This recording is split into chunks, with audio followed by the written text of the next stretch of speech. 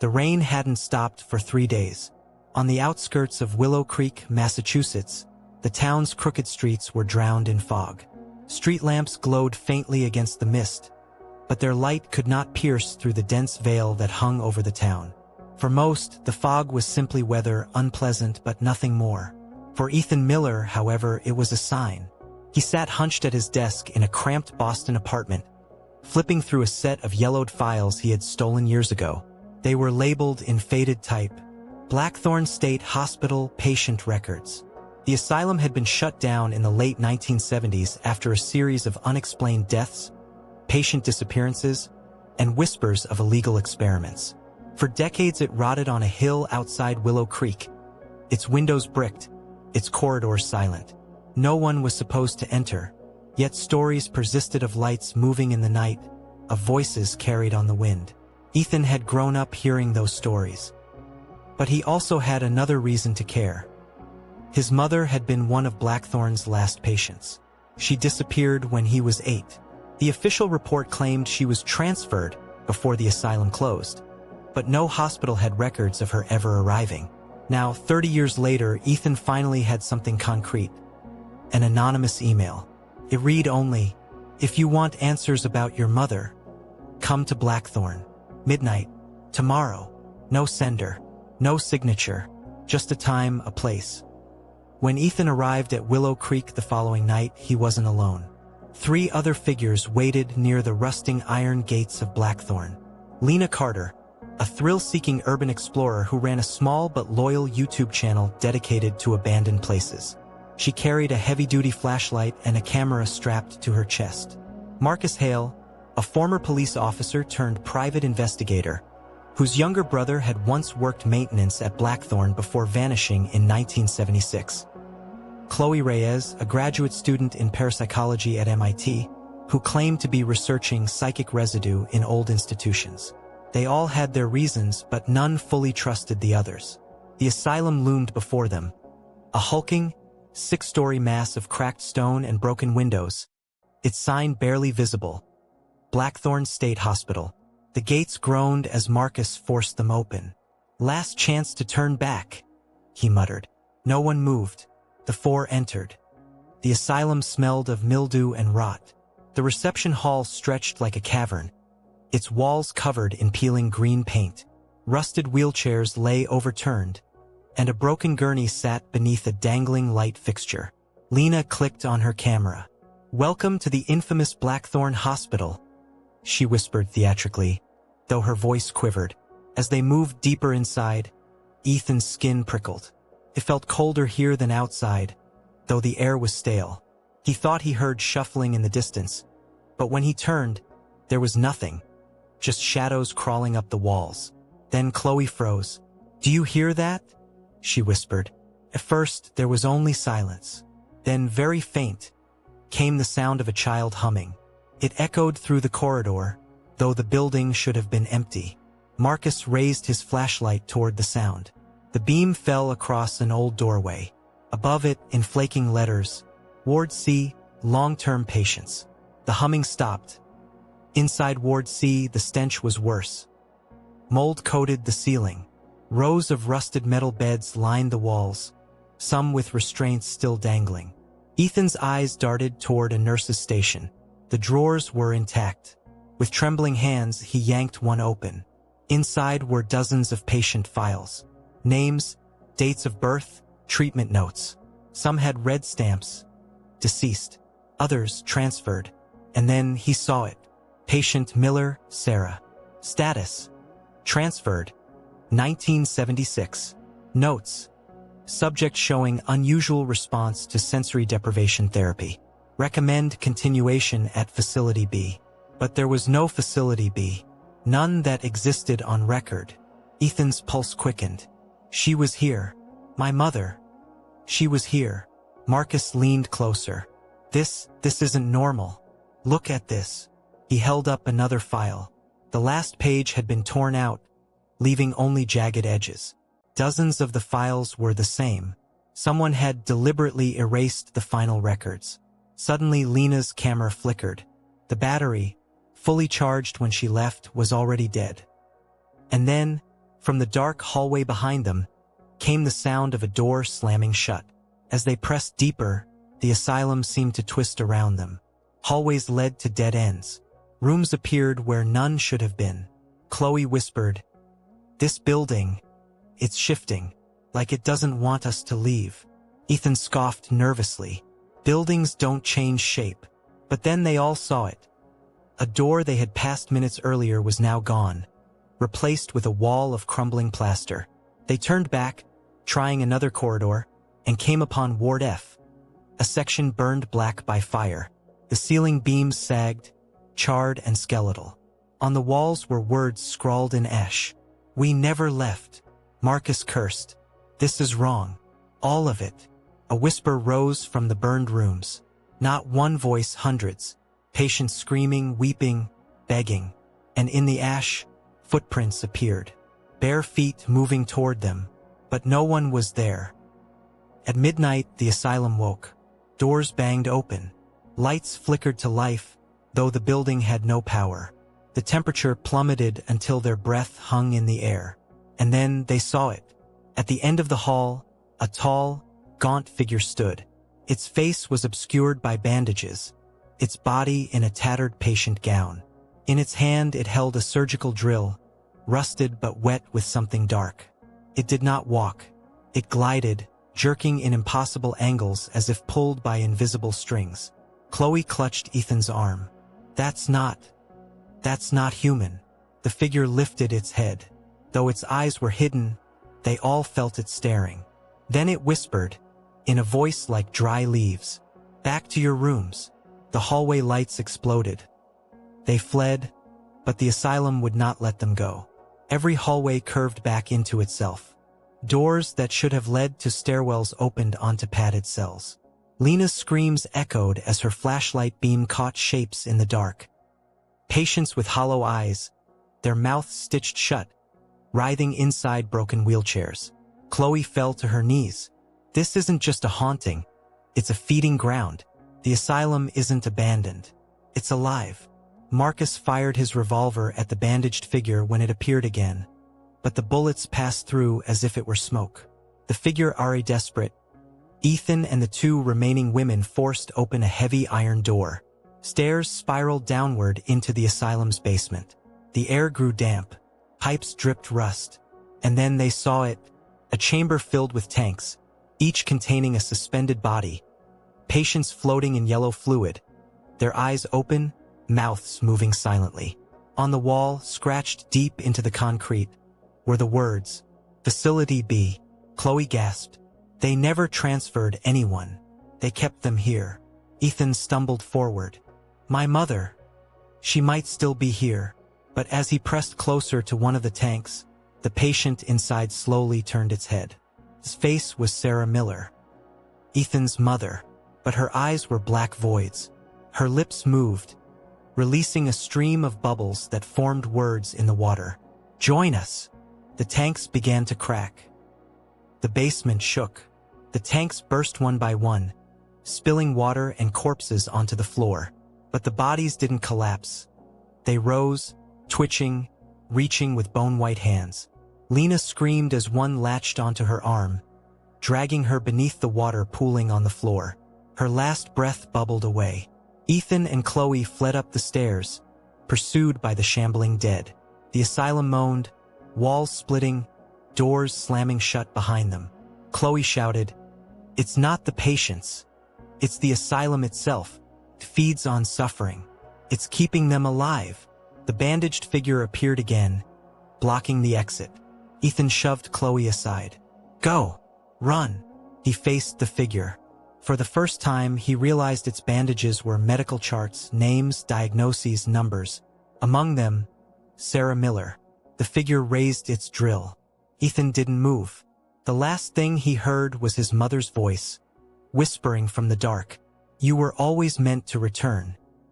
When dawn broke over Willow Creek, the asylum stood silent once more.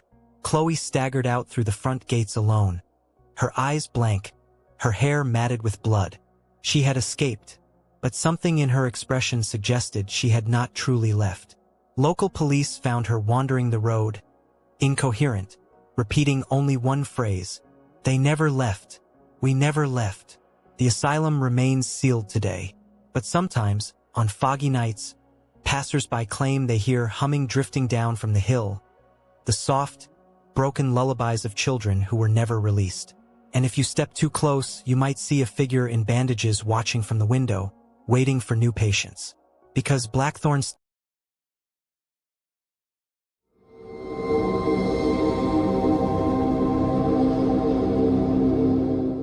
Ethan Miller had never wanted to return to Willow Creek. The small town had a way of suffocating people. Its empty sidewalks, shuttered diners, and the endless expanse of pine woods pressing in on all sides. But when his uncle died, leaving Ethan the crumbling house on Maple Drive, he had little choice. On his first night back, the air felt heavier, colder than he remembered. As he unpacked, the power flickered. The sound came next, a whisper. It wasn't from the street. It wasn't from the neighbors. It came from the woods. Low, dragging, like voices sliding beneath the earth. That night, Ethan dreamed of Blackthorn Asylum.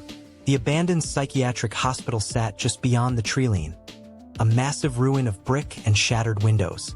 He remembered the stories. Experiments, vanished patients, the fire. But in the dream, the asylum wasn't abandoned. The halls were lit. Shadows moved inside. And one of them called his name. The next morning, Ethan visited the diner on Main Street. It hadn't changed since high school. The same cracked leather booths, the same chalkboard specials. Behind the counter stood Sheriff Dalton, pouring himself coffee. "Didn't think I'd see you back here," the sheriff muttered. His eyes flicked toward Ethan like a man studying a problem he didn't want to solve. Ethan shrugged. "Just tying up family business." The sheriff leaned closer. "Stay away from the asylum. I know what kids say, but nothing good ever comes out of Blackthorn. We keep it sealed for a reason." Ethan forced a laugh. "I wasn't planning on breaking in." But the sheriff's face didn't change. "Some places remember. Some places don't let go."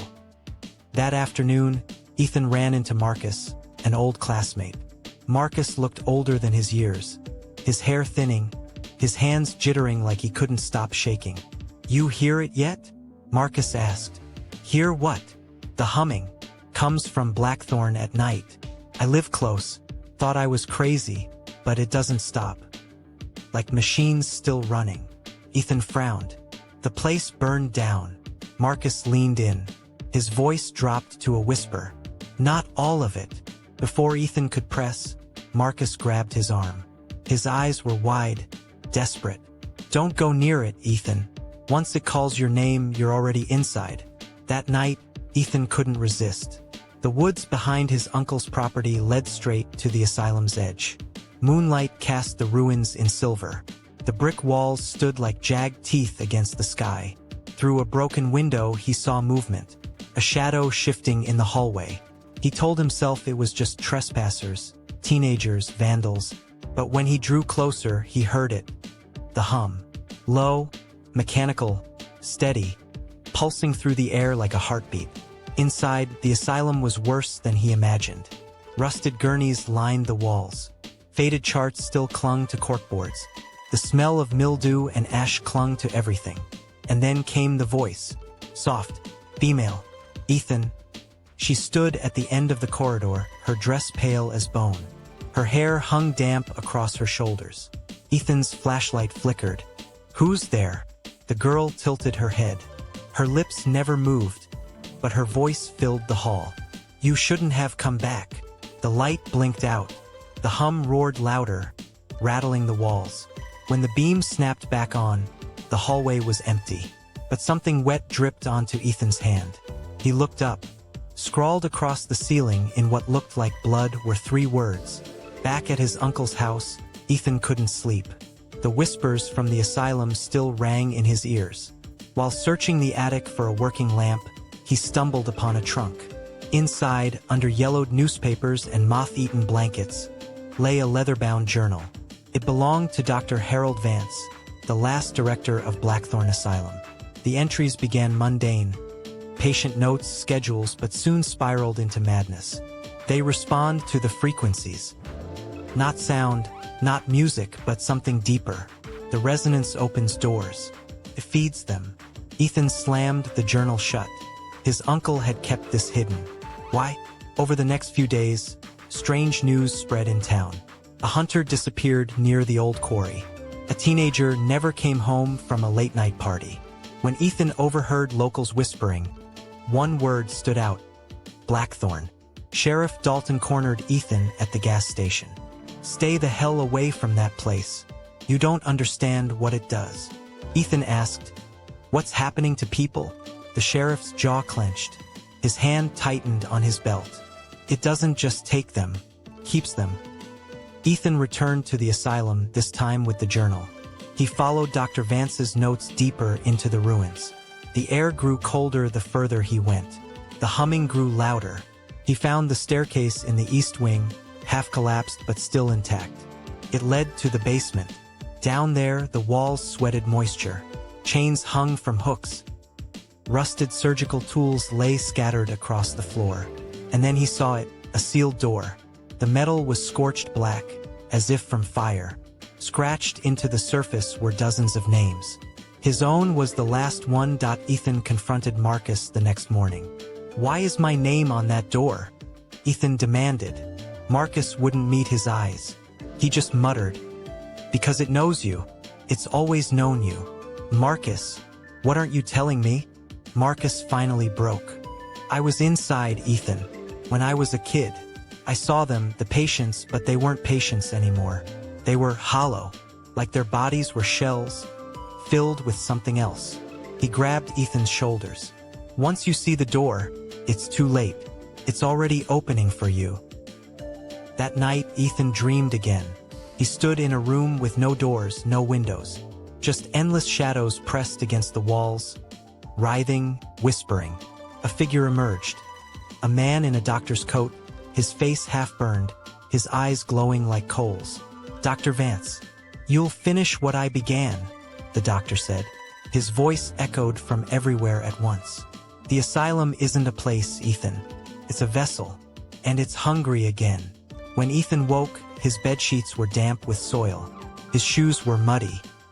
He had been to the asylum in his sleep. The town gathered at the old church, their faces pale, voices hushed. Ethan slipped inside quietly, staying near the back.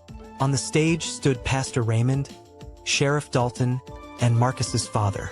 "The disappearances aren't random," Pastor Raymond said. "They're tied to the asylum, just like in '79. Ethan leaned forward. "What happened in '79? He whispered to Marcus. Marcus swallowed hard. "That's when they burned the East Wing. They thought they could destroy it. But fire doesn't kill a curse." The sheriff noticed Ethan listening. "Leave. Now. You don't belong in this." But Ethan knew he couldn't leave. Not now. Digging deeper into his uncle's house, Ethan found a shoebox filled with cassette tapes. Each was labeled with a date from the '70s.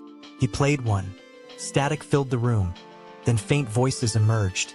Patients screaming, crying, chanting. Then a doctor's voice, calm and steady. "Dr. Vance. Subject 12 responds to the resonance. The shadow is forming. Soon it will pass fully into our world." A metallic screech followed, then silence. Ethan's hands shook. His uncle hadn't just studied the asylum. He had been part of it. Ethan and Marcus went back to the asylum together. This time, the halls seemed alive.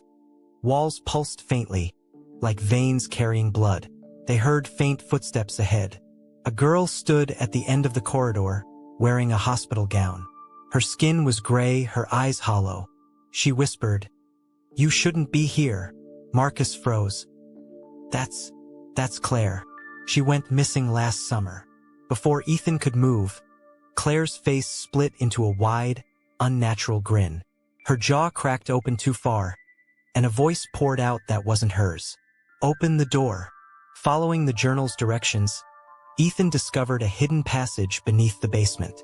The air was suffocating, thick with mildew and rot. The tunnel stretched endlessly, lined with old cells. Inside each cell, skeletal figures stirred, their empty eye sockets turning toward him. Whispers rose in unison. "Join us. Marcus stumbled, nearly fainting. Ethan pulled him along, refusing to stop. At the tunnel's end stood a cavernous chamber. The shadow door towered before them, larger than life, its surface rippling like black water. It was opening. That night, Ethan dreamed again. Dr. Vance appeared, closer this time. His burned face flickered like a dying flame. "You can stop this," he said. "But every door needs a keeper. That was my role. Now it's yours." Ethan shouted, "Why me?" Vance smiled with charred lips. "Because the asylum chose you. Blood remembers blood." When Ethan woke, the journal lay open on his chest. A new entry had appeared in handwriting not his own. "Keeper Miller. Tonight, the door will claim what it is owed." Thunder rolled over Willow Creek as the asylum loomed against the night sky. Ethan, Marcus, and Lila stood at the edge of the forest, staring at its dark silhouette. "The door's going to open tonight," Ethan said. His voice was steady, but inside he was shaking. Marcus gripped the flashlight tighter. "Then we end it tonight." Lightning split the sky. In its brief flash, dozens of shadowy figures appeared around the asylum grounds. Some human, some not. They were waiting. Inside, the asylum groaned as though alive. Walls bled black liquid. The air vibrated with whispers. Ethan led them down into the catacombs again. The closer they came to the chamber, the more reality bent. Floors shifted, doors opened into endless voids, and the whispers grew deafening. Marcus muttered, "It's like the building doesn't want us to leave." They reached the chamber. The shadow door pulsed violently, opening wider than before. Dark tendrils spilled into the room, lashing out, scraping across the floor. Lila gasped, "If it opens fully, there won't be a world left." The chamber trembled. From the shadows stepped Dr. Vance, or what was left of him. His face flickered between man and charred skeleton, his voice echoing from every corner. "You came, Ethan, just as I did, just as your uncle did. Blood binds us all." The journal appeared in Ethan's hands, though he hadn't touched it. Pages flipped wildly until they stopped at a blank one. Ink bled across it, forming words. "Write the bargain." Marcus shouted, "Don't! It's a trick." But Ethan knew there was no escaping. The door demanded a keeper. The shadows surged, pulling Marcus to the ground. He screamed as tendrils wrapped around his throat. Ethan lunged, slashing them with a broken pipe. But for every tendril cut, two more grew. Dr. Vance's voice roared, "One life for another. One keeper for freedom." Lila cried, "Ethan, don't!" But Ethan stepped forward. He pressed his hand to the page. The ink seared into his skin, burning like fire. "I'll take it," he whispered. "I'll be the keeper." The shadows froze. The asylum went silent. The door shuddered, then slowly began to close. When Ethan opened his eyes, he was no longer in the chamber. He stood in a long, endless hallway lined with locked doors. Each whispered softly, begging to be opened. Dr. Vance appeared beside him, smiling faintly. "Now you understand." Ethan's throat tightened. "I'm trapped here." Vance nodded. "You are the asylum now. Its walls, its whispers, its keeper." Back in the real world, Marcus and Lila staggered out of the collapsing asylum. They looked back one last time as the building crumbled into dust. The nightmare was over, or so they thought. Deep below, in the endless hallway, Ethan heard the voices calling, and with trembling hands he reached for the first door.